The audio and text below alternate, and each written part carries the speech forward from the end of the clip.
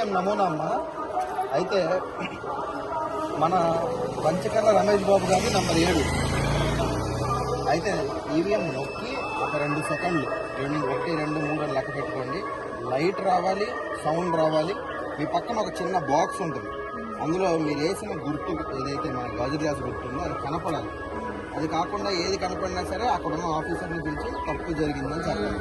Okay, అలాగే అది అలాగే మన ఎంపీకి సీఎం రమేష్ గారు కమలం గుర్తు. ఓకే, నెంబర్ 3 ఏదమ్మా ఒకసారి మాట్లాడి నెంబర్ చూడాలి. ఫోటో గురించి కాదా, ఇంటి గురించి. లైట్ వచ్చింది, సౌండ్ వచ్చింది. ఓకే, ఒకళ్ళు ఎవరైనా ట్రై చేస్తారా? చూడండి, పర్లేదు, అలాగా పర్లేదు.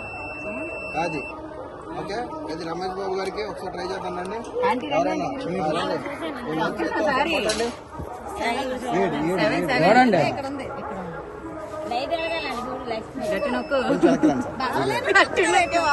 అలా నొక్కకూడదు, తప్పు. ఎలా అంటే నొక్కి అలా ఒక 1, 2, 3 లెక్క పెట్టుకోండి, మనసులో లెక్క పెట్టుకుని అప్పుడు సౌండ్ వచ్చి అంతా వచ్చిన తర్వాత. ఎందుకంటే మీరు ఏదైనా నొక్కారనుకోండి, ఓటు క్యాన్సిల్, ఓటు పోతుంది. ఇది క్యాన్సిల్ ఓటు.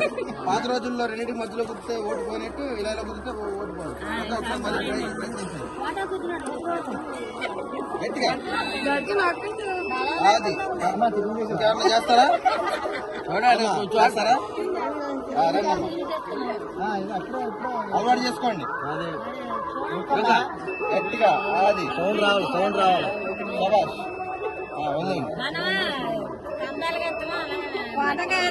అది ఓకే ఓకే, రమ్మా